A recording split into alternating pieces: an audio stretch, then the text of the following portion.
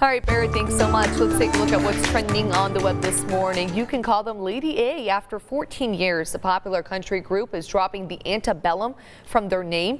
The word refers to the period before the Civil War in the South, which includes slavery. And for that reason, they've made the change and say they are continuing to educate themselves as allies to those fighting for equality. This was a move that was applauded on social media all day yesterday. You know what's been really interesting about everything going on is how much we're learning, right? I think in order to have change, you have to be educated. And I had no idea that Antebellum had anything to do with slavery or had any relation to it. And so it's really interesting with the things we're learning, and it's good. Our country needs to learn. Our country needs to change. And in order to change, you have to be educated. So Lady Antebellum using their platform, I should say Lady A, excuse me, using their platform now to educate us and to promote change is the step in the right direction.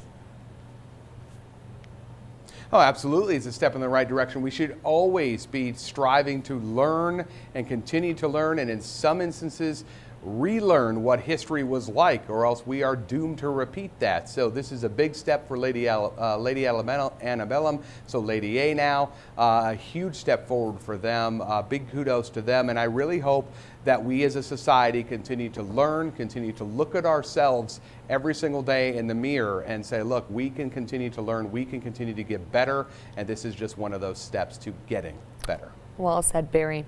Well, moving on, Starbucks has banned its employees from wearing anything related to Black Lives Matter movement. The company says they want to help end racism, but they do have a dress code in place to protect their employees and their customers.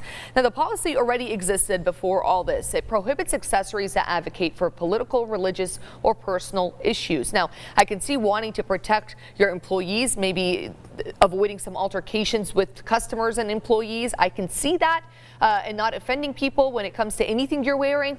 But at the same time, we are going through something that is historic, something that is leading us to change, hopefully, and putting us in the right direction. And we should be using this platform and using our abilities to wear what we want, say what we want, to move in the right direction. So I could see both sides to this for sure, and Starbucks wanting to keep their policies in place. What about you, Bary? I can't see both sides of it. I mean, look, Starbucks actually advocates. I mean, I'm from Seattle. That's where Starbucks was, born, and they advocate towards the LGBTQ. They do all that. They actually ask people to do that, express who they are, support things.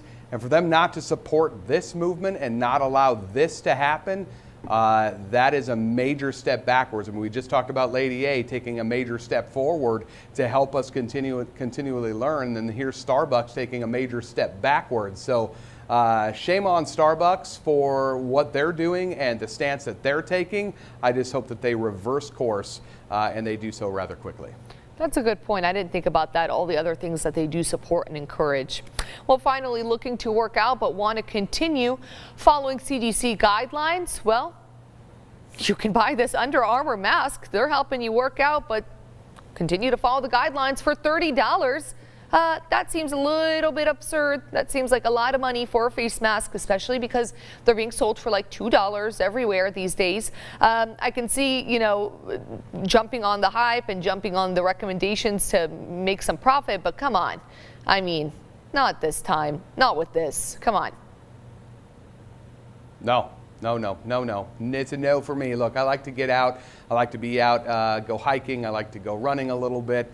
I like to be out in the sun, having a good time. Number one, this would constrict my breathing. It would make it uncomfortable for me. And I'd like to be one with nature when I'm able to go outside. I'm not going to wear a mask like that. They have high elevation training masks that you can wear, make it easier to breathe. This does not look like it even includes that. I mean, plus $30, I'm not spending $30 on that. I will just go out and I want to breathe the air that God intended me to breathe. Yeah, that's why I do my workouts outside, and I'm socially distant from anybody. So that's a good way to do it while staying safe without having to buy this very overpriced mask.